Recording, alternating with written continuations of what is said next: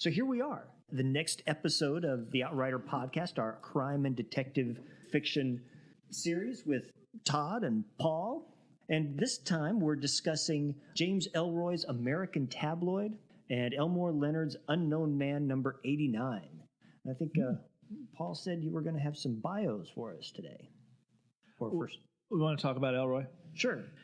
Well, I guess we might as well just jump into a little bit of narrative about Ellroy. He was growing up in L.A. and his parents divorced. This is in the 50s. And he wound up living during the week with his mother in El Monte and his dad living in L.A. He was, I believe, 10, maybe 11, I forget. And he went for a weekend with his father.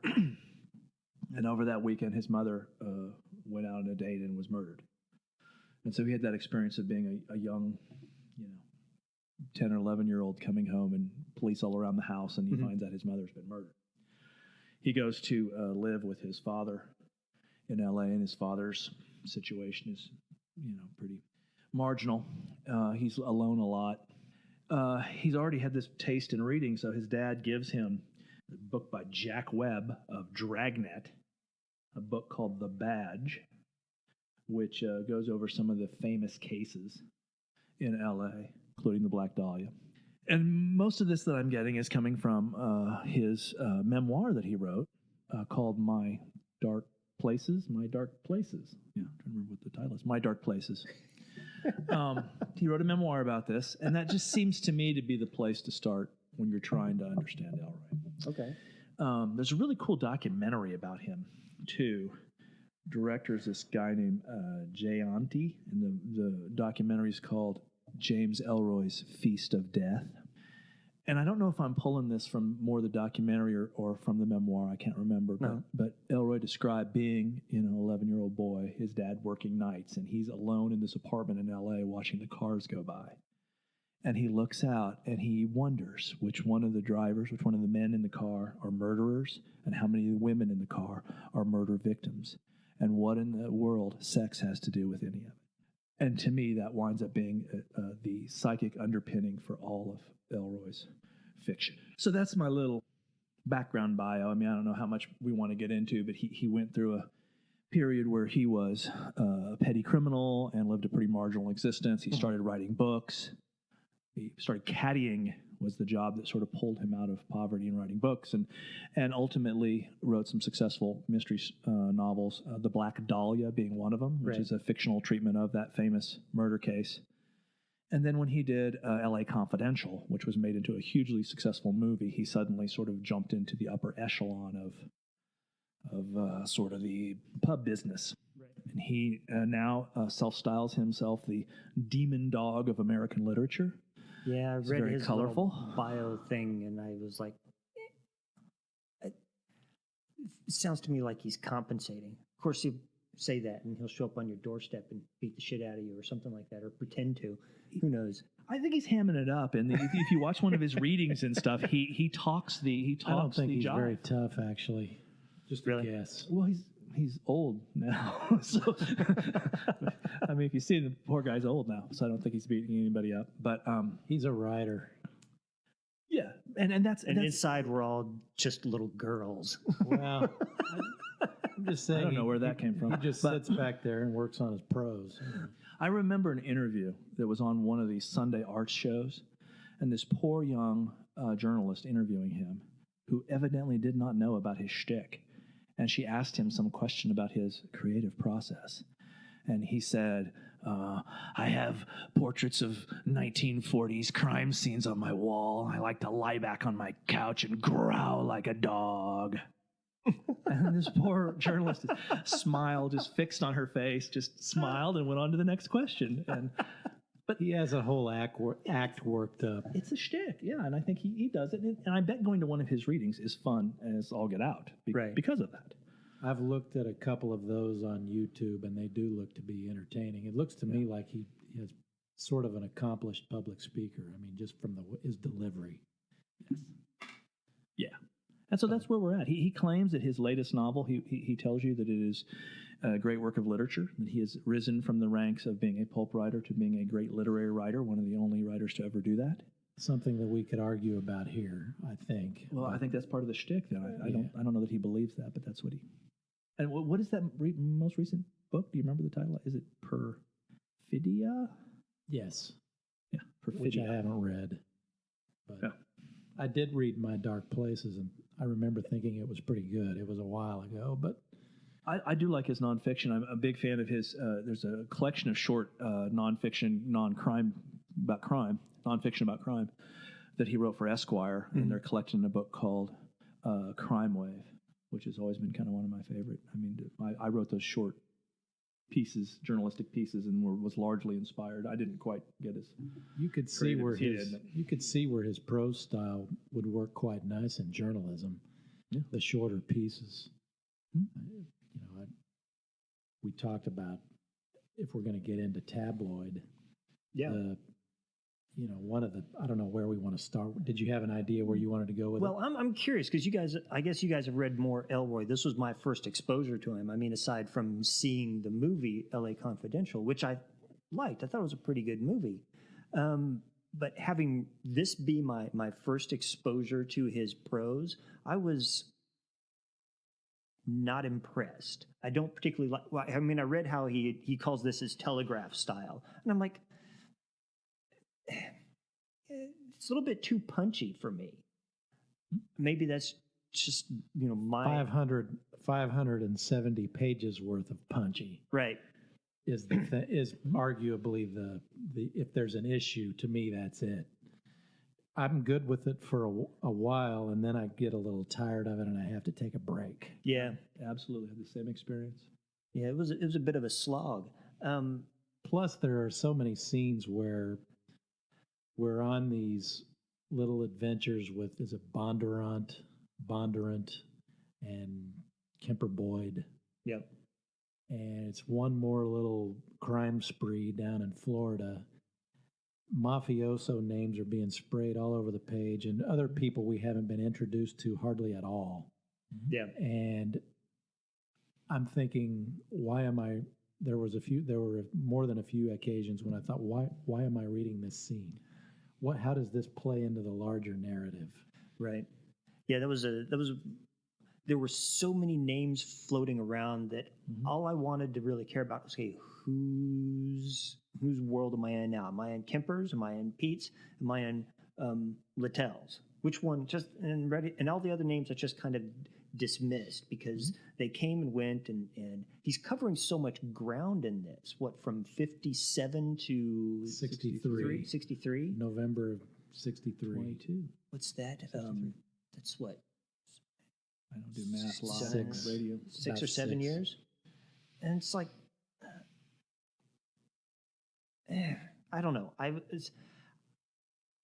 was not expecting it to be, this fictionalized imagining of what led to the Kennedy assassination. This is like its own little fictional. It's a novel, obviously. It's a set of fiction, but it's. I don't know if any of this has made its way into, or how much of this was inspired by the various, conspiracy theories around the assassination. We know the assassination takes place. That's where it leads up to, is that thing. But and we get Jack Ruby in there floating around, but Guy Bannister, J.D. Tippett. We don't know where's Oswald. I mean, if he didn't have anything to do with it. He was a patsy. Right, but they talk about setting up the patsy for it, but they don't drag his name into the thing, which would, he's been so good, quote unquote, about dropping, historical names in this, and then we just leave that one out. That's kind of funny. I hadn't thought about it. It is interesting that he doesn't at least mention, that Oswald doesn't at least get mentioned somehow in passing as the plot sort of develops in the back half or the back third of the book. But I didn't necessarily have a problem with that so much as just, if we want to address the issue that I raised about reading a chunk of the book and then having to set it aside for a while and come back to it. What has occurred? I mean, it's not to me just the prose style, which it has some things that are pretty good about it, and it can be quite effective. But so it's that, and for me, the other part of it is his rendering of his three primary characters: Bondurant, Ward Littell, and Kemper Boyd. And we're with those three players all the way through. And, you know, I don't have to like the characters in a novel. I mean, Macbeth isn't likable either, so we don't have to have that be our requirement. But there has to be something going on with these people to make them compelling. Right. Ward Littell is arguably the one character with whom we see sort of a moral disintegration. Kemper Boyd is already a sociopath. He's an FBI agent, but I don't see how we don't call him a sociopath. He's already a sociopath at the start of the novel. Bondurant. And Bondurant too, but Kemper Boyd is. Yeah, I guess he is. Kemper Boyd he's mean and he beats people up to get him to do what he wants them to do. Right. To me, that's a sociopath. Yeah. But Ward Littell, where do we pick up enough of his inner life to see the disintegration? We just sort of experience it. Yeah, you don't really get it from him when Ellroy's focalizing through Littell and we're getting Littell's story. We don't really get an idea of, you know, his moral inner life. We get him. We get the obvious thing, like when he first approaches the comedian. Lenny. We get him struggling to be the bad guy in that situation, and also when he approaches Jack Ruby, because that's when he picks up the alcoholism, right? But aside from that, which is like that's this classic, you know, detective fiction trope. If the detective is struggling with some moral thing, you just make him drink. And you don't get into, you know, that interior monologue or the interior dialogue. And it's like, okay, so he's struggling, or, you know, it's like that one stop in the Teamsters bar where they give him a rye and a beer and suddenly he's hooked. And it's like, okay, I'll follow it down. And then it's almost as though, is Ellroy trying to suggest, and I don't know, it's probably not quite right, but Boyd is a big Bobby Kennedy believer at the start of the novel. And what happens to him that he gets rejected? One of his ideas or something happens. Bobby Kennedy rejects something that Littell. I don't remember what he. Littell. No, Littell. Yeah, Littell's a big Bobby fan. He is, but he turns on him, and I can't remember why. What happened? There's so many things that happen.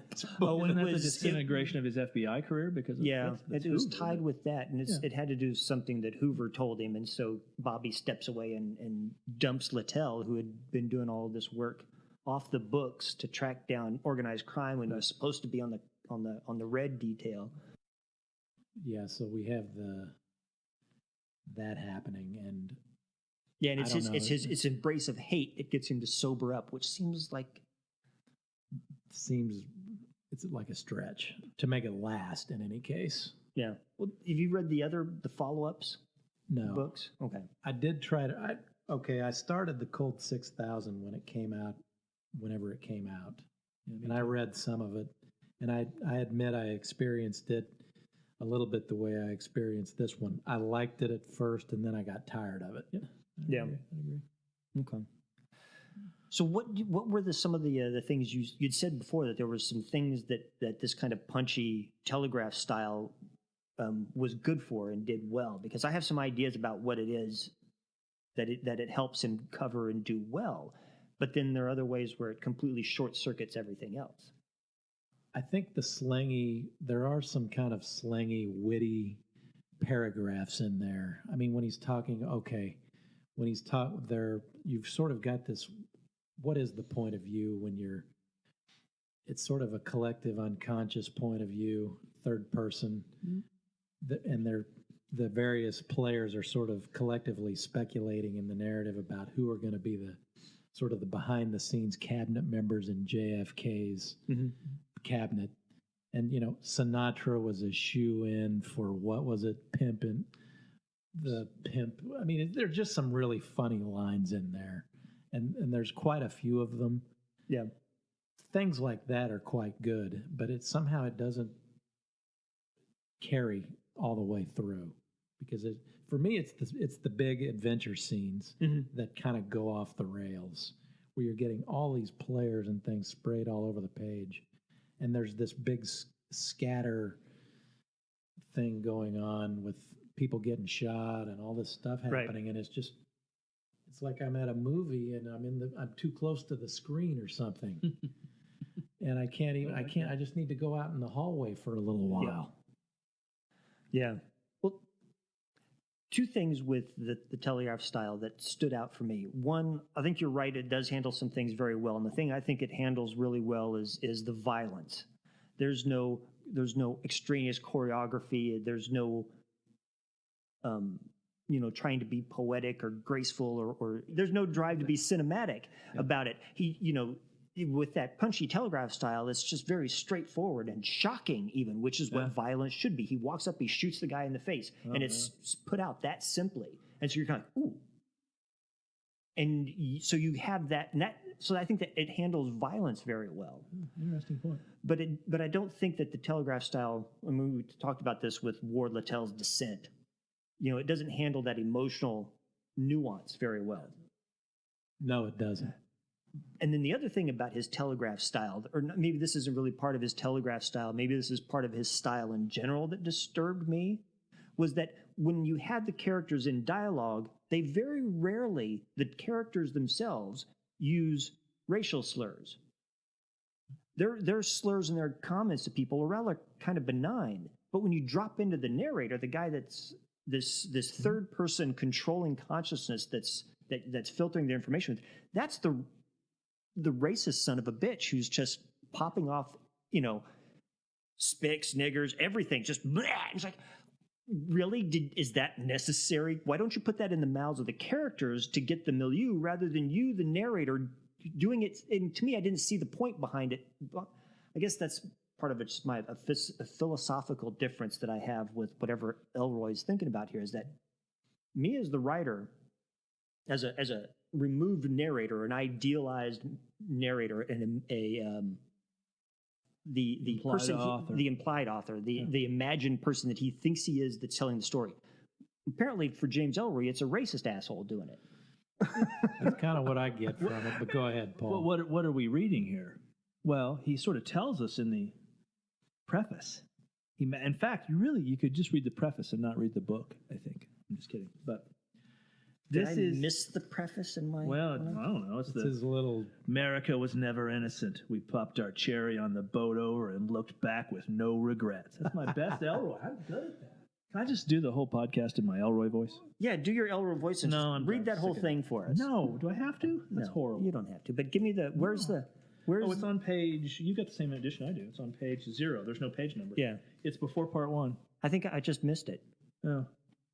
Well, let's take a look and read it so that I'm up to speed here. America was never innocent. We popped our cherry on the boat over and looked back with no regrets. You can't ascribe our fall from grace to any single event or set of circumstances. You can't lose what you lacked at conception. Mass market nostalgia gets you hopped up for a past that never existed. Hagiography sanctifies shuck and jive politicians and reinvents their expedient gestures as moments of great moral weight. Our continuing narrative line is blurred past truth and hindsight. Only a reckless verisimilitude can set that line straight. The real trinity of Camelot was look good, kick ass, get laid. Jack Kennedy was the mythological front man for a particularly juicy slice of our history. He talked a slick line and wore a world-class haircut. I never really thought Kennedy's haircut was that great. I don't understand why. A lot of other people are pretty smitten with it. I don't know. He was Bill Clinton minus pervasive media scrutiny and a few rolls of flab. Jack got whacked at the optimum moment to assure his sainthood. Lies continue to swirl around his eternal flame. It's time to dislodge his urn and cast light on a few men who attended his ascent and facilitated his fall. They were rogue cops and shakedown artists. They were wiretappers and soldiers of fortune and faggot lounge and there you go. There's that. You're right. It's him. It's the narrative. Had voice. one You're second right. of their lives deviated off course, American history would not exist as we know it.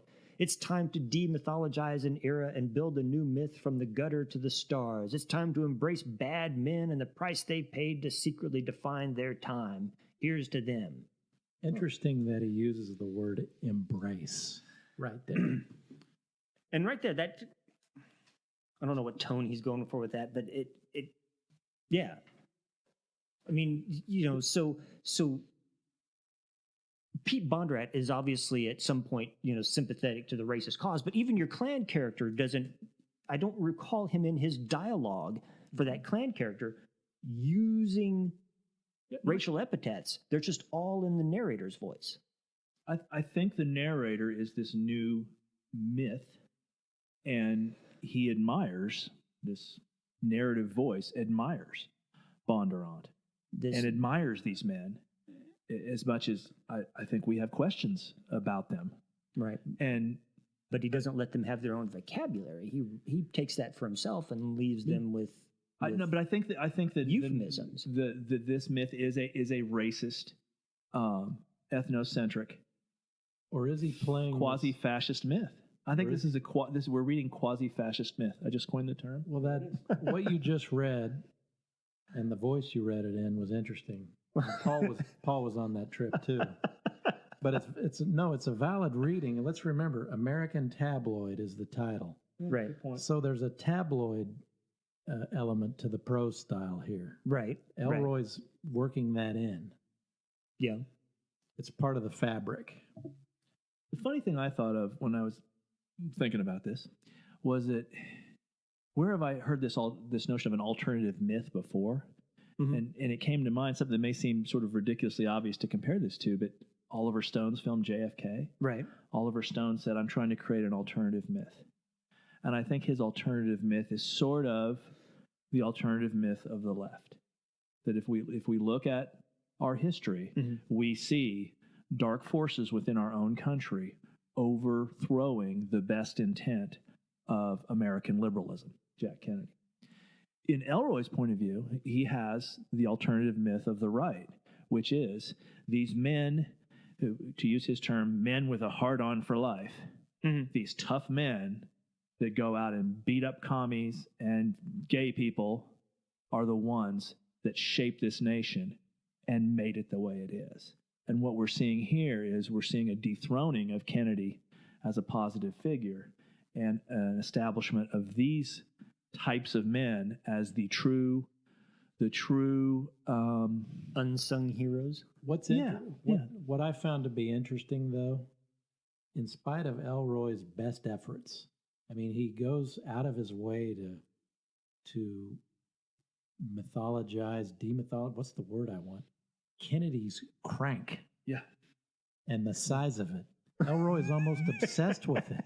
No, the narrator is obsessed with the size of Kennedy's crank. And his stamina in the sack. Yeah. Right. I think Ellroy hates JFK and Bill Clinton with an insane... If we go into show, don't tell, in spite of Ellroy's efforts, Kennedy ends up being one of probably the least manipulative character in the novel. Who does Kennedy really try to get them to do anything, really? Yeah. I mean, even when he's with one of the plants, one of the women that they've trotted into his realm, which they know he's going to go for it. I mean, even in Ellroy's portrayals, Kennedy's basically pretty nice. He's a pretty nice guy. Yeah, he's pretty benign and he's fairly benign. I mean, okay, Kemper Boyd. I mean, the real bad guy in the Kennedy clan he makes out as being Joe. Right.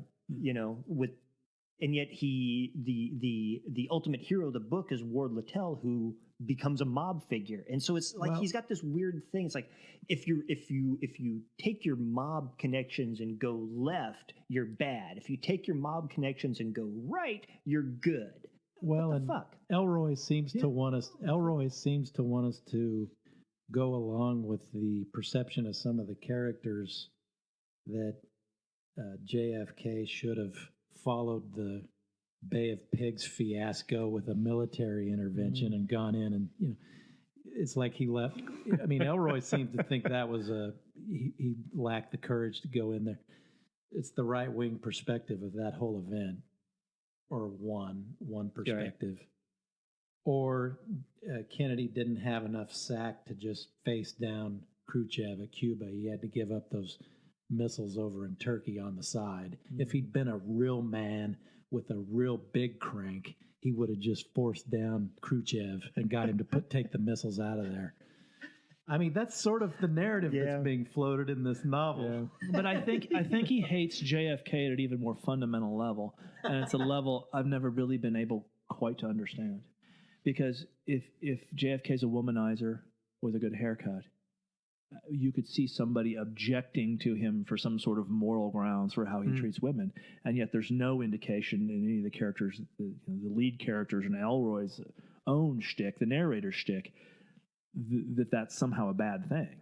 I mean, other people womanize and it's okay, but when JFK does it and Bill Clinton does it, it's horrible and he hates them. I don't understand that. To this day, I can't. And I've listened to, some interviews with this guy and read some of his nonfiction, and I don't totally appreciate what it is, other than, like I said, it's sort of this weird right-wing mythologizing of the world. Yeah.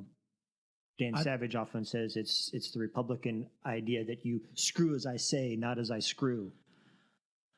There's something going on there. There's something about the kind. Don't forget the little boy who hated his mother, but his mother was murdered, and he stands there at 11 years old with this Jack Webb book and tries to put it all together. And in many ways, I think Ellroy is still that little boy. I think there's some serious trauma, very, very deep, that filters up in this perspective somehow. Yeah. If there's a plot point in this book that I found, I mean, okay, we could argue about it forever.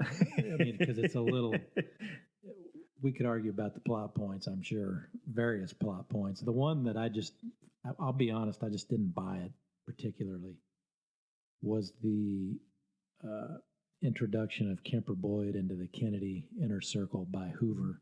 Mm-hmm. I mean, I've read a couple of JFK biographies, and the one thing you pick up about JFK and the Kennedys is that you didn't really penetrate the circle. Right. That he had his friends that went back to Harvard, or they were Bobby's friends from Harvard, or they were people that they had their little circle, or they even had a group called the Irish Mafia. They were JFK's old buddies or his friends of his dad. Right. And that was the crowd. And actually, those were the people who JFK sort of had him, especially after he became president and couldn't go flirt as much as he wanted to.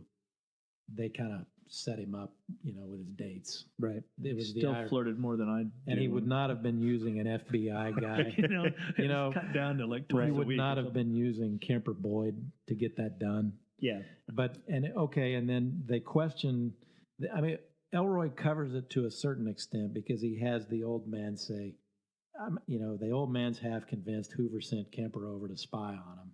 And Bobby brings it up at one point, and then Jack actually asks Kemper about it. He asks him about it. Right. And Kemper's explanation is pretty insufficient.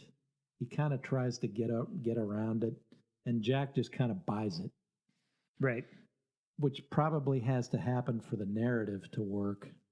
But I found it, if there was something that I just kind of didn't really buy, I suppose that's it. Yeah.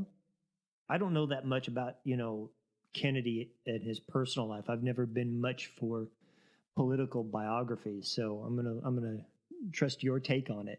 Well, put it like this: they didn't trust Hoover because they knew Hoover already had a file on Jack in World War II. Yeah, Hoover had a file on him then because Hoover. God, I mean, we could go on. I mean, anybody from the FBI they didn't trust. I can just But again, back to the idea of like Oliver Stone in his movie, people have pointed out so many things about it that are historically factually inaccurate. And his sense is, I'm myth making here. Right. So same thing should be true here. The question though is, are you objecting to that because you know real facts about what the Kennedys were like, or are you objecting to it in the world of the book? Then I think you're also sort of saying that the world of the book doesn't really sell it either. So no matter what we know about the Kennedys, the idea that Kemper Boyd does this infiltration, even just within the universe of the book, is a sort of a weak plot point. I didn't buy Kemper's explanation to Jack or Bobby, either one. About him taking the early retirement and then. Right. What about the Southern accent, though? Doesn't that just automatically sell you on anybody? If they have a Southern accent, you're like, oh, cool, come on board. Oh, sure. Sure. That probably wasn't a good point to make, sorry. Yeah. Well, That said, it's a pretty ambitious book. I think. Well, yeah, no, that's, you got to hand it to him that. I mean, to try and, weave in something that believably could in some way be somewhat conceivable. It's not. By page 350 of a 570-page book, I don't know that I felt that interested in Littell, Boyd, or Bondurant. I don't know that I was that interested in any of those characters. Yeah. Yeah, I was. Sorry, go ahead. Well, no, it's just, okay, Ward, we see that Littell is on his moral decline. Mm-hmm. I just wish I cared a little more about him as a character. I mean, one way or another. He's got to be, I'm not saying he's got to be, I've already said it, he does not have to be a likable character. Right. He just right. doesn't. He needs to be interesting. He needs to be interesting. And I wasn't getting there. I think it's that myth idea again, where these characters are men with hard-ons for life, and we don't really need to know that much about them. We need to know what the real American story is. And so I just, I think that if I'm guessing why it works that way is because he's not that concerned with that. He's more concerned with the history. And you talked about all the names that just drop in there. And I think a lot of that is just to drop in Jack Ruby and names that we know. Right. Because he's trying to weave this fabric of American history de-Kennedyized. Right. Well, okay. On one hand, I agree with Todd, is that, you don't have to like a character, but you have to have some investment in whether or not they succeed or fail. You have to be like, what is this guy going to, why am I want to find out what this fucker does for one reason or another, because either I'm invested in them succeeding or I'm invested in them failing. Something. You have to have something in there. And I was like, I don't really give a shit what these three guys do. Yes.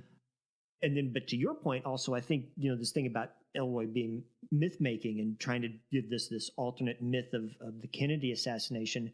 By the end of the book, I wasn't giving a shit about Ward or whatever. I was like, how does he, but my curiosity wasn't anything about, history or the myth. It was more kind of like, okay, so how's he going to pull this off? How's he going to work these three characters into the history that I know?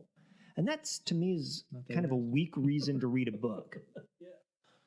What about all the transcripts and memos between Hoover and Boyd? And he did a pretty good job on those, but I don't know it's a neat trick. Yeah. To kind of bridge a lot of narrative time and to give you this idea that somehow you are being brought into the secret world. You're getting a peek at top secret information. That's really all about it. It is. It's a device for perception and jumping time. It does jump time, but I don't know that it's a neat trick, but it's not the thing that stood out for me. It starts to go on. It's kind of like some of the other things in the book. But I guess he needs that time in order to make it believable that, Boyd, does finagle his way into some political inner sanctum and then finagles his way into the CIA. And somehow he's, involved in every single ongoing thing that's big in the late 50s, early 60s. It's like, really? Can I go through, some historical thingamajigger and actually see an individual who was somehow tied to all three of these organizations, the FBI, Kennedy, and the CIA? Can I find somebody in real life who is, is there somebody that did that or something like that, who was like a prototype, kind of like how, when you read The English Patient, Laszlo Almashe was a real person who did something similar to, crossing the desert in the middle of the war, but all the rest of that story is entirely made up. He never had an affair with Catherine Clifton, who also was apparently a real person and part of the Royal Geographical Society. There was no known historical connection between these two, but except for them being in the desert prior to World War II. I mean, is that is there somebody who fits that type of? A little bit. I think there's one guy in particular who some people have said is a little bit of Kemper Boyd and a little bit of Littell. Okay. I think. I mean, there's supposed to be some sort of historical analog that inspired the characters in some way, but it's pretty loose. I wouldn't go too far with that. Why do you know of some other? No, I was going to say I don't know about the sort of the Ward Littell level of any of those agencies. My perception has always been that the agencies are somewhat suspicious of one another. Yeah. They kind of guard their own territory. Yeah. So in my mind, I suppose I would think it would be hard to sort of penetrate one from the other.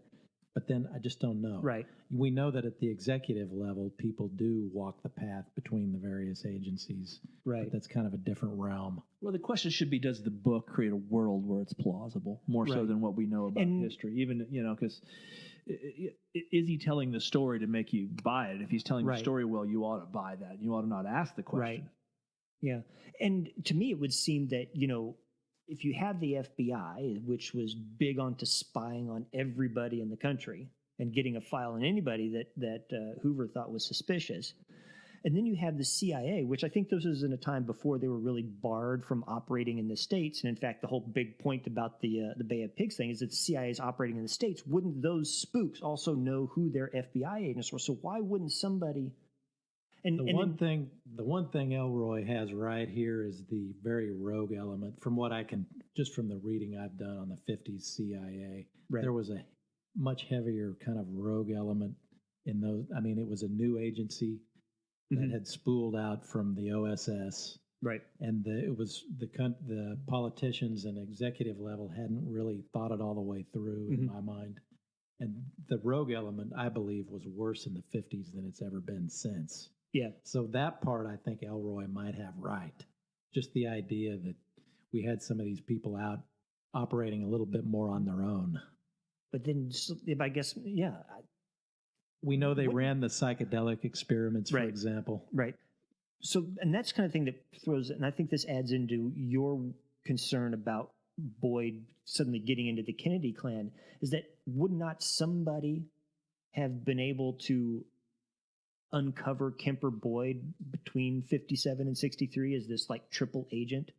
Somebody could have figured that out and put the kibosh on it, and yet he gets to go pretty much all the way through until Littell decides to put a bullet in him. I mean, it's a fictional narrative that it's like anything else. You've got to decide if you're going to suspend your disbelief. Right. At what point? Suppose. Yeah. At what level of suspended disbelief are you going to sign off and go, okay, I take it, I got it, I get it. You do, and I've already expressed my reservation with that one, certainly with that one element. But it's not a cut and dried perception. It's just kind of where I went with it. Oh no, I understand. Yeah, I do find that if there are things that make me dislike a book, my ability to suspend disbelief erodes as I go through it. And the thing that makes me dislike it doesn't necessarily have to be the thing that ultimately is related to my... I feel like he just missed a chance just a bit with these characters. I mean, okay, Macbeth or Hamlet, or I'm picking Shakespeare because you get these characters that and you sort of overhear the moral decline. Right. I mean, you see it. It's dramatized, and so you get the back and forth and the things that go on in the mind of the character. And I don't feel like we get that with these people, and so we're not invested in it. Right. Just seeing Pete Bondurant go be mean to somebody doesn't make me care about him. Yep. Right. Or suddenly fall in love with that singer. It's like, okay. And apparently they have earth-shaking sex and he ejaculates on a mattress, but right. I'm like going, okay, well, maybe you should spend more time chasing women instead of beating people up and killing people, and doping up Howard Hughes. It's just, have a life, dude. Come on. I think a lot of times in Ellroy, you have a character who's having sex with a woman or murdering another man. It's pretty much the same thing. Really? I think there's a level there again where that figure that he idolizes this notion of the man of action going out there and kicking ass and taking names and taking charge of women and running their lives. And if anybody gets in the way, he, does violence against them. I think that's what that's supposed to represent. And so I think, we're getting this new myth where these heroes, these new kinds of heroes, romp across the landscape of the American history and sort of set the record straight about what America's all about. And I just thought reading it, you can't read a book without context. I mean, your own personal context. And I had tried the Colt 6000 before. I don't know if I picked this up before. So it'd be interesting if I had. But reading it now, I just found the experience really, really chilling. Because essentially it's this perspective, these kind of men who control the country now. Yeah. And this is kind of, in a way, what we're looking at. And so, I think it's the literary merits and the issues about what he does with the plot are viable literary questions to be asked. But I didn't stop to think about a lot of them because I was just too mortified thinking about what this says about the world around us. So you're more concerned about the reflective quality of the book. Well, we're back. We're almost back to Ellroy. I'm going to therapy for it. Ellroy's. It bothered me so much. We're almost back to his opening. I don't know why you read it. Just read that, and you've got the idea. And to me, most of the questions you're asking are answered right there. He's not telling a novel with an. Well, what's fascinating about his opening salvo and where he goes with the novel, he's sort of opening with this contention. I'm sketching in the real complexity here. Right. But it's not very complex. It's not that complex. True. Everybody in this thing is just nasty. Right. Even if they're not nasty, they're nasty. Yeah. And that's the complexity. And, his whole thing that America was this or that. Well, America is a big, complex place and always has been. And, you just can't go to where... I think you've hit on it in a way. I think you've hit on it. Yeah, that essentially we have this. He would say we have this over. I don't know what he would say. My guess is that we have this over romanticized history book understanding of America. JFK, great man, and America struggling with these moral issues. And no, it's none of that. It is big guys like Pete beating the snot out of little wimpy guys like me. So I take it personal. You definitely would not want to be someone that Pete Bondurant or Kemper Boyd has decided to shake down or manipulate. Right. Nobody wants to be that. I'd talk them out of it. They're nasty, those two guys. No, you don't want to hang out with them. I don't really want to hang out with Ward Littell either. But no, you don't. Yeah. Because he's also got that religious quality to him that I'm not particularly fond of either. So what you're saying then is that Ellroy thinks that is kind of tapping into this thing that we see going on now, where people are being nostalgia for an America that never was. And what he's saying is, okay, here's America how it really was, but that vision's not any better than the pie in the sky, white picket fence. It's like the complete opposite. It's like the nightmare version. Yeah. You have the fluffy, sanitized. Why can't we, go back to the America like it was when I was a kid? And then you have his, which is like this nightmare, version. And where's the truth is somewhere in between that. Of course it is. You've still got your Americans that, on a completely different arc than anyone in this novel. Yeah, but aren't you just a little bit scared that maybe he's got it right? That maybe that's why we're at where we're at now, is that America has always been oriented toward fascism, and that's where we're winding up, where we've always been heading. Right. There's always been a latent quality of fascism. I mean, you would not have had. We came up with eugenics in America, and that's what inspired the Nazi final solution. So it's not like we're not free of guilt, and we're not free of our own inclinations towards fascism. So it's like our economy in a way. I mean, we have a complicated economy. It's not a purely capitalistic economy, right? But it's not a totally socialistic economy either. It's a mixture of those things, right? And America itself is like that. And it's got. I don't argue that there are people out there like Kemper Boyd and Bondurant. It just seems that in this novel, Ellroy's almost trying to say, "This is it. This is what you get." Yeah, and there's everybody else, and then there's these people that control the world. Either it's the Joe Kennedys who are secretly corrupt, or it's the outwardly corrupt people that at least are trying to help out the guy that were screwed by the beard and well aside from the fascists and the fascist sympathizers, most everybody wants to punch a Nazi. So and in this, anybody that would want to punch a Nazi isn't strong enough to get past these two guys, these two freaking 6'5" gorillas, right? And the only one who does, Ward, does it by being underhanded and sneaky and manipulative. Wonder what his ultimate opinion, and I'd be interesting to read the other books, or at least grab the Cliff Notes and get a synopsis of it. I don't think it could sit through another 500 pages of this writing style. The opening of Colt 6000 really got me because of the setting in Dallas, which is such a mythologized space in American history. Remind me, does he pick up with Oswald at least in that narrative? Yeah, I think Oswald's running away, and J.D. Tippett shows up again, but there's a new character, Wayne Tedrow. Yeah, but that one's sent to clean things up. Who's sent into Dallas? Well, I think he's there for another reason. And I don't remember. The point is, Littell and Bondurant are in that too. Yes. Not Kemper Boyd, because he's dead. He didn't make it. Thank God. But right, when it's very, to me, it's suggestive of the success of the book. And again, I'm not completely criticizing the novel because it has some things about it. Mm-hmm. But when Littell approaches Kemper Boyd at the end of this narrative and puts a bullet in him, right? I read it, and I don't know if it had the effect that Ellroy thought it was going to have on me, but the effect was just kind of like, okay, Boyd's dead, and Littell shot him. Okay. Next. Yeah. Next. Yeah, I think he wanted it to be shocking, especially since he starts off the book with Kemper as if he's, the focalizing hero of the whole thing. But it wasn't shocking because Kemper was mean to Littell early in the book.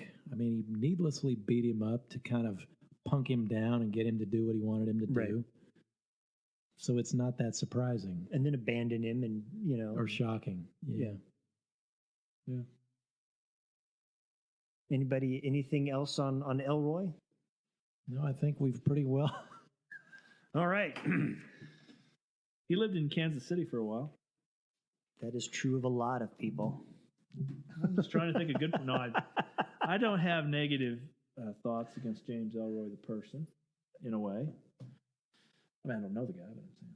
Not at all. But I think his book is terrifying. Okay, so we're done with it, though. Yes. The nightmare's over. Elmore Leonard. Did anybody do a bio on I don't think I didn't.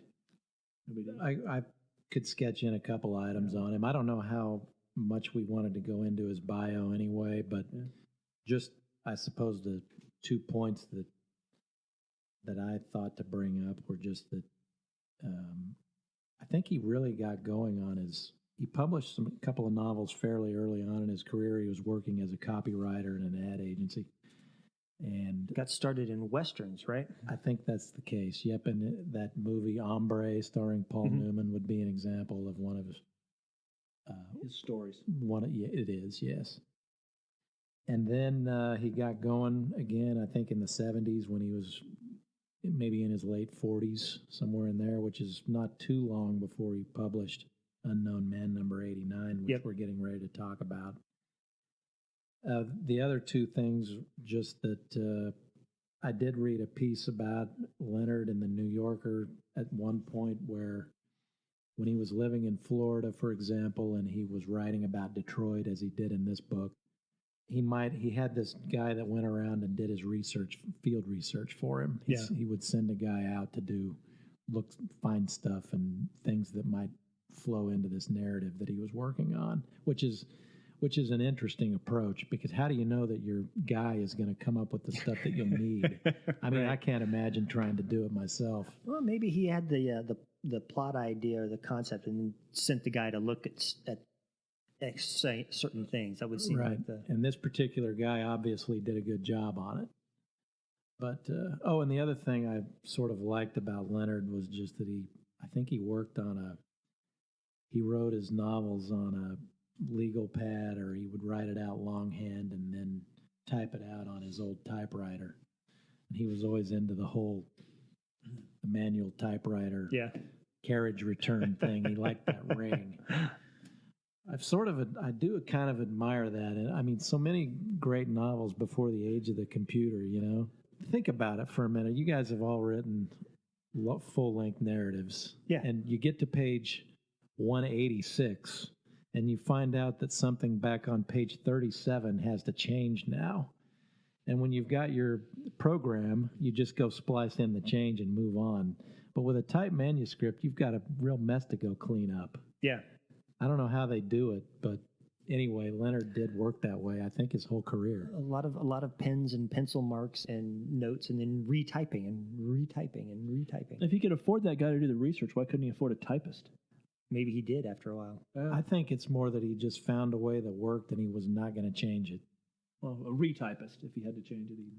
I think one of he worked around it. He thought something was wrong, so he just wrote his way out of the problem, rather than going back into page 3 and fixing it. No, I think he had to retype it. Oh, okay. I think his daughter helped him. I think his daughter helped him with the typing part. Or maybe he was a more meticulous plotter than any of us are. That's just the question I have.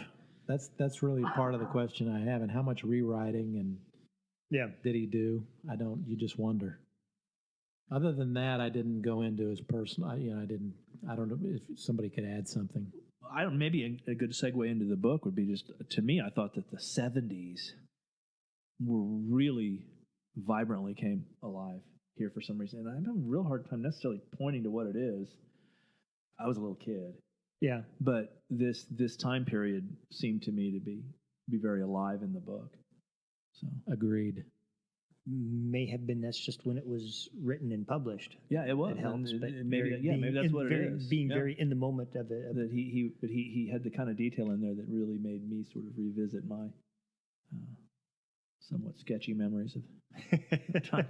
What about, because you've gotten on me about this before, starting off on a narrative and kind of being in summary mode rather than starting with a scene. Yeah. So what did you make of sort of this first chapter that kind of summarizes Ryan's background? It's interesting because I don't know. I want to say if it works or not, but it's interesting because the book's really cinematic, right? And I'm sure you'll want to talk about the technique where his point of view shifts from from following Ryan to other characters, which is again like a movie, pretty common in a movie. Yeah. So I hadn't thought about it till you mentioned it, but that is like this is like maybe the only literary portion of the book, and the rest of the book is scenes. It wants to be a movie script to me rather than a novel. But this sort of summary is obviously authorial voice giving us the background, right? Which theoretically is a weak way to start a novel. Did he do it and make it interesting? Did you want? I didn't have any problems with the opening. I mean, it's with our previous book here today which is more kind of political espionage, spy intrigue type of thing. This gets right back to kind of what I was expecting to be a traditional classic crime book, and which means it is centered on the criminal aspect. You do have he's playing the role of a pseudo detective, and you kind of need that setup to show him becoming a process server, which is his form of being a detective. He's good at hunting down people, right? So you kind of need that background for the rest of the scenes and the plotting to be comprehensible. And how do you show that and keep it as short as a novel as this was? And that's how do you make that. And he doesn't actually do his telling is interspersed at times with some dialogue, so you do get that sense that you drop, even if it's just a moment, he drops out of the narrative thing into a micro scene.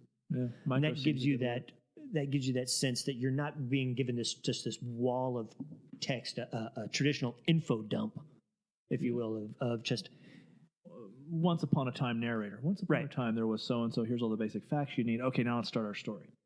There's more going on than that. It also has a nice little circular element to it because you find out about the car that Ryan picked up with the bullet holes in the door. Yep. And then it circles back to that with that nice little ending to the chapter. I really liked the way he pulled that off.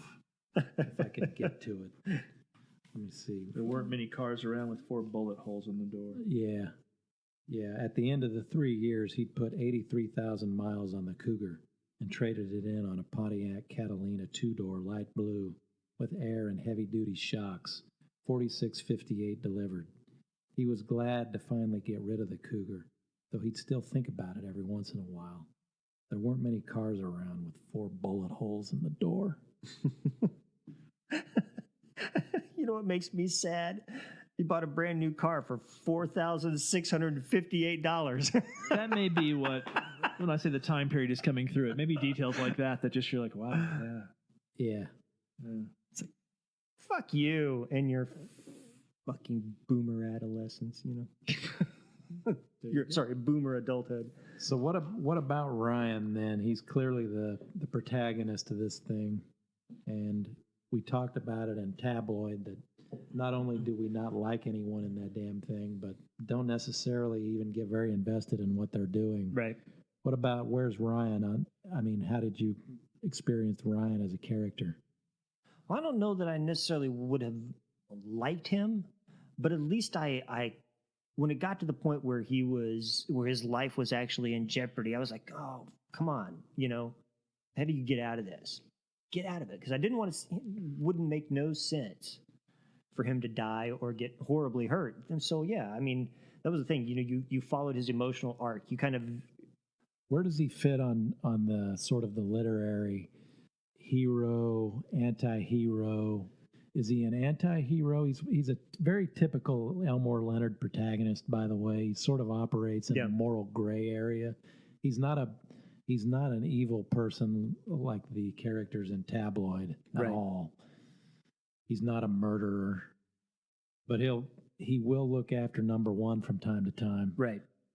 Like he wants that. Does he want that money? What is he doing with that? It's Denise's money, but he's a little bit deceitful with her at various points. Right. It's just kind of gray. He seems real. Yeah. Yeah. No, I think up until he drags her off to Florida, you kind of think, he's in it for the money. He's not. And then he just drags her off to Florida. And after that, you don't realize he's not in the money. He's not in it for the money for himself. Right. He thinks she should want it. Maybe that's the little trick of us not thinking he's a total asshole, is that he's actually transferring his desire for the money onto her. And it's when she finally says, I don't really give a shit, that he backs off. Because, you know. But by then, it's almost become a contest between him and Perez. Yeah. It's just Perez is it's become a battle between those two, and somebody's got to win. Yeah. I think it's a conflict of gray areas, because Perez is not really a bad guy, but he's obviously doing something underhanded, and his percentage share. Pretty ruthless, though. I was going to say, not a bad guy. Huh? He's pretty ruthless. Willing to have people killed. Well, he's got his muscle to do that for him. But like he says a lot of times in when he's talking to Ryan is, you know, when they almost threw Jay Wald out the window. Yeah. But you know, yeah, he's presenting. It's a semi-legitimate scam, and his sin is that 50% finder's fee, right? Come on, you know, I mean, if he didn't have the muscle, and he did like a 40 or a 30% finder's fee, he might be the good guy in the book. But he's obviously pulling the wool over somebody's. He's doing something legitimate so that nobody out there in law enforcement can stop him for it. I suppose the 50% finder's fee makes he's operating at the level of a con man to a certain extent. Right. But but the point with Perez, where I get off with him as being even a gray area guy, is that there's a point where a character can either back off, they realize they're not going to get what they want, and they say, well, I guess I'm not going to get what I want. Go have a beer and forget about it. Right. Of course, you don't put people like that in novels, especially crime novels. Yeah. But, I mean, Perez, he's not going to get what he wants, so he's going to make sure he gets what he wants. He's going to send Guidry in to get it. And Guidry is going to do whatever has to be done, including shoot somebody. So that's the difference with me, and Perez is on a different level for me than Ryan. Right. Ryan is, he's more benign than that. Yeah, definitely. But what about are we ready to move? Yeah. What about to me, one of the strengths of this book are the bit player characters. Virgil Royal, Tuna Fish. Yeah. You already mentioned Perez and Guidry. Rita, Jay Walt. There's a whole little network of bit player characters that I thought were pretty well drawn. Yeah. And I mean, Virgil Royal is Dick Speed. And Dick Speed. Virgil, for me, is particularly fun. He's just fun. When he's on the page, I know he's a crook and a criminal, but when he strolls onto the page, I'm entertained. Right. Everything he does is entertaining. Even die. Right. Right, because he's questioning his strategy. Right. Yeah. He was impatient, which is one of the themes of the book. Way back in the beginning of the book. He had a prompt. Leonard opens the book with the epigraph: "A prompt man is a lonely man." Patience is one of the real themes of the recurring themes of the book. Right. And then I shouldn't say poor Virgil, but he's got it all figured out, and he ends up being too patient. Right. Yeah. Although poor Tuna Fish, man, he didn't deserve to die. Tuna Fish wasn't Tuna doing much of Fish anything. is he's Virgil's just the dragging brother-in-law. along, Yeah, but he didn't deserve to die, man. God. Tuna Fish is just the brother-in-law, and he's got Virgil. Yeah, Virgil got him killed, that's for sure. Jeez. One of the interesting things for me was the way that crime novels have to balance this sort of moral notion that there's this dark world where these crooks live, and that's bad, and yet we read about it. It's damned interesting and fun. And like you said, Virgil Crook. Oh, but man, he's fun to pay attention to. It's really, I think it's Virgil. Hope I'm not getting this confused. But when Virgil, or he's having Tuna Fish, follow Ryan and Denise, there's a scene at the Pancake House where he's sitting out there in the car, and he wonders, what are they doing? They're meeting these people and they're going in this building, which I think most of us would think they're meeting for pancakes at the Pancake House. But evidently these guys are from such a different demi-monde where some of these simple American interactions are alien to them. Yeah. And so I think this is the different. Yeah. This is maybe I'm going to go back and pick on Ellroy. But Virgil Royal and Tuna Fish sitting out in the car and getting ready to game out a crime, they're funny. Right. I mean, they're funny, the two of them. Yeah. The back and forth. They give each other, they kind of, Tuna Fish says something, and Virgil's dialogue is so, he omits words. It's very sharp, and I don't know. It's amusing. But part of that, I think, is this idea that they seem to belong to a world outside the mundane, bourgeois world. Right. And our characters, the other ones seem to sort of have maybe a foot in both worlds. The Dick Speed thing at the end was really disappointing for me, that the cop kind of comes in and rescues the day. It seems like, sadly, moralistic idea. Well, if they just gone to the police in the beginning, none of this would have happened. Kind of, the cops are the good guys, which seems rather uninteresting to me. But it definitely seems like a stretch to me that Dick Speed kind of goes along with Ryan, kind of lets Ryan do what he wants to do. Right. Deus ex machina, isn't it, in a way? Like the cops bail him out in the end, kind of. I wasn't sure about that part either. But again, I think it's that moral idea that there is this good America, And Right. these two hoodlums belong to the bad one, and Right. Perez. And keep note of the fact that these guys are all kind of ethnic. Right. The black guy and Perez has sure what his sort of Louisiana background. So there's this sort of times I felt a little uncomfortable with racial angle that that It sort of shows up in this casts book, too. It casts the demi-monde as being a but black and brown world. Yeah, it doesn't. Yeah, it's more subtle in this one. Because Leonard doesn't actually, as a narrator, doesn't throw epitaphs out there, Right. but the characters do. Which, Yeah. but then again, the fact that you could probably make a good case that Elmore is exhibiting a very, like I said, a subtle kind of racism by simply why is it that the black characters are. Why does he play them as amusing, as entertaining, as comic relief? Is this some kind of subtle reference to Step and Fetch It, to them being entertaining because that's what the role of the black character is supposed to do in a book? Well, not even necessarily that, just being the other. Right. I mean, Can't they be entertaining and funny without being? yeah. I mean, and who knows if somebody were to just tackle this today, maybe Ryan would have It's just Virgil Royal if he's would be black or have a black friend or something. But it's just there is this sort of dividing line between. It's just every time Virgil opens his mouth, he steals the show. Yeah. I mean, He can't help it. He's just that good.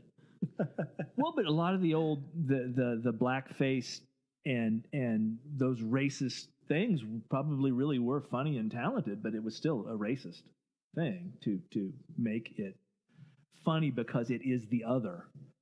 These black guys can be funny in a way that the white characters can't because they're us. Right. And the black guys are not us. Perez and Guidry, yeah, that's it. You got a Guidry. the scenes with just those two are intriguing because you're getting the interplay between those two, and you're getting Perez as the sort of the master strategist. Right. But they're not. I don't think I found those two to be funny. Virgil and Tuna Fish are funny. Yeah. I agree. I mean, I don't. Yeah, Guidry and that's Perez funny. are obsessed with culinary issues. Yeah. Which I think was meant to be entertaining and somehow humanizing and but kind of stereotypical too. The Louisiana, Cajun, but But what? But was it? You seem very willing to excuse. You evidently had a good time reading the book, so you're willing to excuse. No, I did have a good time reading the book. It was much more entertaining and much faster read than Ellroy. Because listen, most of the 5 weeks I spent reading Ellroy, and I read Leonard in 2 days. Friday night and Saturday, and I was ready to go. I had this thing finished before Sunday, and then we put it off. I was like, okay, cool, fine. Right. But no, I mean, I've read a couple of one or two other Leonard books, when I was in graduate school, and that at least is something. So I guess part of the reason I do wonder if there's the racism, any type of racism there would be subtle and would be almost unacknowledged on the author's part, just simply by virtue of him, that blindness that all white people have towards their own racism and stuff like that. More blind in 1975 than now, hopefully. Because one of the things that he does, though, is that you see this in later books as well, is that the black guys aren't always these, doomed to die comic relief stuff. And Leonard does do a good job of making sure that his books are racially diverse in each story. It's not this, and the minorities are not always, the bad guys, the patsies, the comic relief. They're playing other important roles. So there's that to it. So that's why, if the the racial overtones or undertones in this book, they're incidental to the thing. He's making the effort to be egalitarian, but there's that lack of awareness that just can't be avoided being a privileged white guy. Well, it's still a novel of whenever he published it, 1977, or it just kind of is. I think you're giving him too much credit, but I don't think that should necessarily invalidate the book because it is a product of its time. Right. I think the racism is there and pretty it's there. Inexcusable from our perspective. From our perspective, yeah. But yeah, in 70s. Well, it's just this patter, chapter 21 opens. I turn right to it. It's a hotel lobby, Virgil said. You never seen one before? Right. Tuna Fish brought his gaze back and looked straight ahead toward the bank of elevators. I never seen this one before. It's the first time I've been here. It's just the patter between those two. Yeah, that's funny. But you know what I said earlier about this, to me, being more of a script? I mean, I don't know that. I mean, I would almost, as much as I said horrible things about James Ellroy, to the fact that his agent is now suing me, I almost think Ellroy is more of a literary achievement than this, because, you know, it just seems to me like this is. I felt like I was reading a novelization of a movie. Right. You know, Jeanette Winterson has this great quote at one point where she said a couple decades back that most novels, most writing published today is really printed television. And I feel like I've not read other Elmore Leonard, but this to me was like sort of like a printed movie.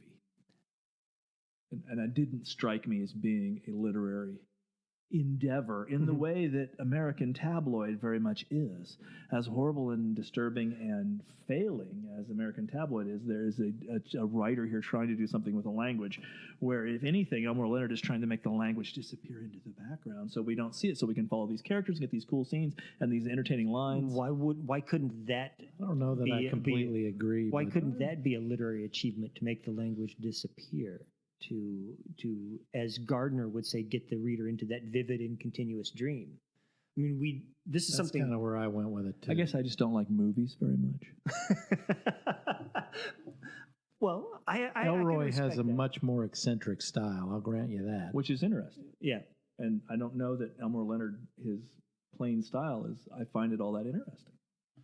So I think it's. I would read say it quickly that too. I wouldn't say it was painful, but I was not necessarily impressed. I don't know where the writer gets a high literary reputation from a book like this.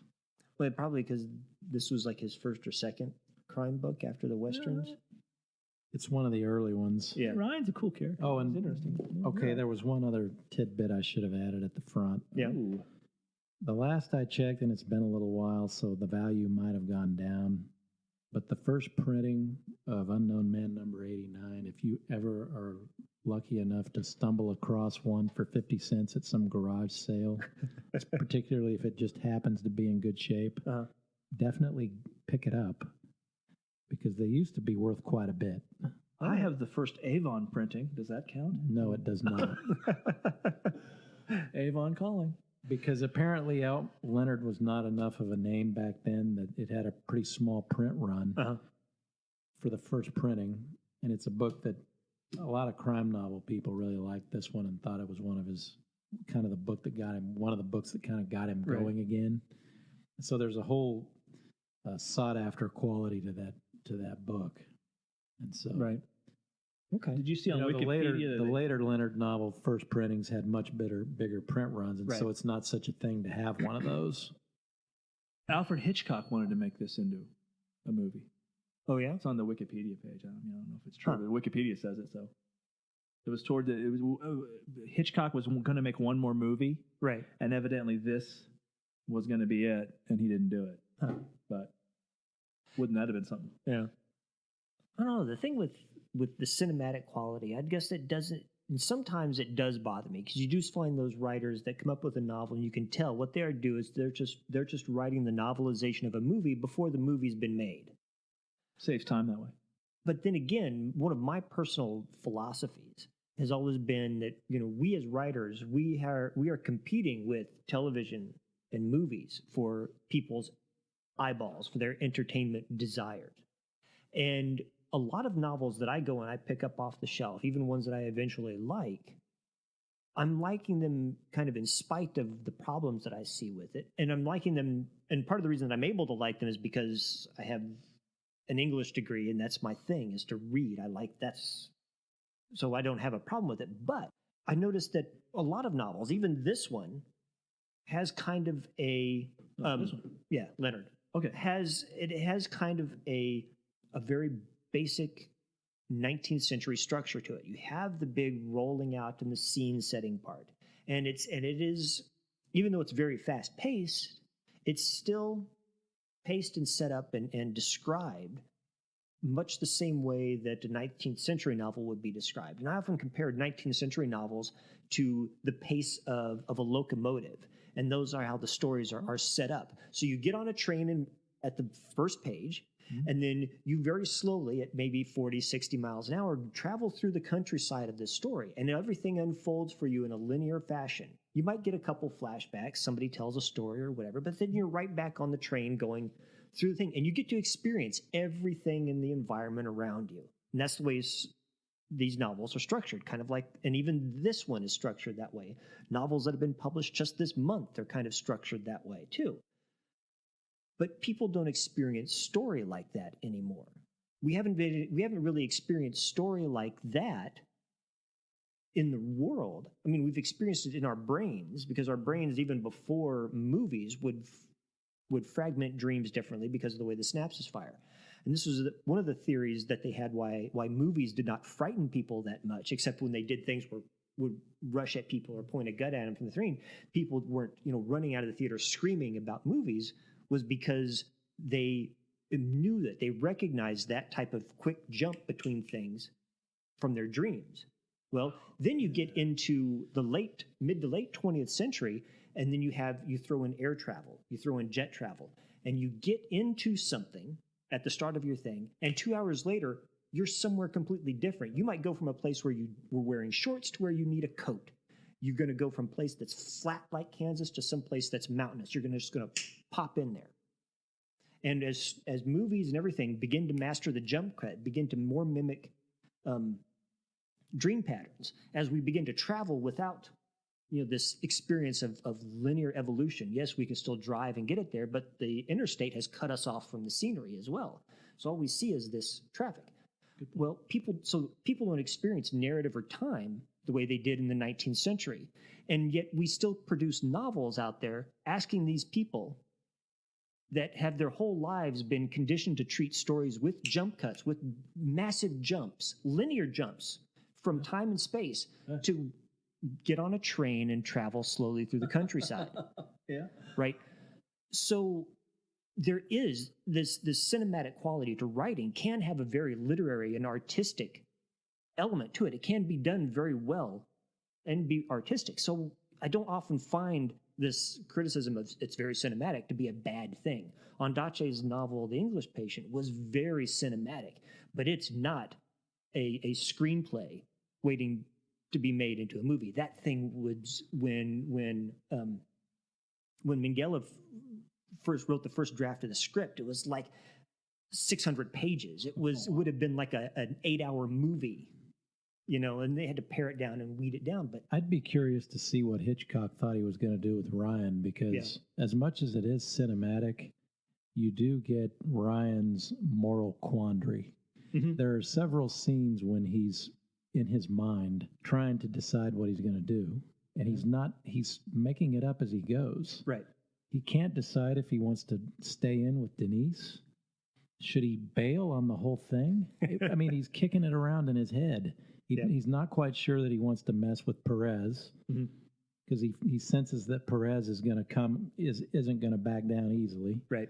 And so I wonder what Hitchcock would have done with that, because to me that's one of the things in the book that are pretty interesting, the gray area with Ryan, and just where he's going as a character, and what he's experiencing and thinking about. Right. Yeah, you'd have to find a way to bring that out. You would. Dialogue, I suppose. Sounds good. The only other thing I had, did you notice that we had another one of those scenes where a character makes fun of, offers a rather lengthy critique of middle class bourgeoisie? So did you notice it? If you go back to Ellroy, remember we talked about in The Long Goodbye, as much as he's ragging on L.A., there's this point.